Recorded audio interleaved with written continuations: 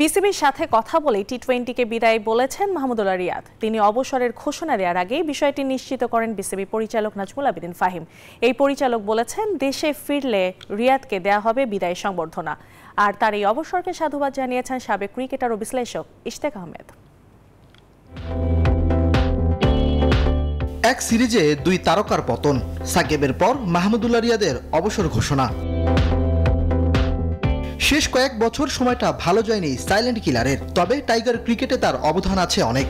BCB রিয়াদের সেই অবদানকে স্বীকার করছে বিদায় বেলায়। রিয়াদের জায়গাটায় অন্য কাউকে দিয়ে মেকআপ করানো যায় কি না, কিন্তু আমরা চেষ্টা করে কিন্তু ব্যর্থ হয়েছি। আমরা ফাইনালি সেদিনটা আমাদেরকে আসতেই হয়েছে যে ওই জায়গাটাতে রিয়াদই সেরা। সো এটাই বোঝা যায় যে তার গুরুত্বটা কতটুকু ছিল ওর ক্যারিয়ার জুড়ে এবং বিশেষ করে শেষের দিকেও। বিসিবির সাথে আলোচনা করেই বিদায় বলছেন মাহমুদুল্লাহ। এমন সময় বিসিবির আক্ষেপও আছে, দীর্ঘদিনেও যে তার বিকল্প তৈরি করা যায়নি। দীর্ঘদিন বাংলাদেশ ক্রিকেটকে একটা লেভেল থেকে আরেকটা লেভেলে নিয়ে আসতে দারুণ ভূমিকা রেখেছে, কোনো সন্দেহ নেই সে ব্যাপারে। অ্যাট দ্য সেম টাইম আমাদেরই ব্যর্থতা যে আমরা ওদেরকে এতদিন খেলতে দেখেছি বা খেলতে দিয়েছি, ওদের চাইতে ভালো খেলোয়াড় আমরা তৈরি করতে পারিনি। এদিকে রিয়াদের অবসরের বিষয়টি সাধুবাদ জানিয়েছেন সাবেক ক্রিকেটার ইশতেক আহমেদ।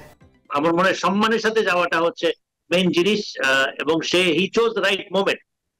আমার মনে হয় যে ইয়েস, সাধুবাদ জানাই মাহমুদুল্লাহ রিয়াদকে। টেস্ট ও টি-20 থেকে বিদায় নিলেও ওয়ানডেতে আরও কিছুদিন দেখা যাবে সাইলেন্ট কিলারকে। সামনের চ্যাম্পিয়ন্স ট্রফি হতে পারে তার আন্তর্জাতিক ক্রিকেটের the end. Imran Hossain, news 24, Dhaka.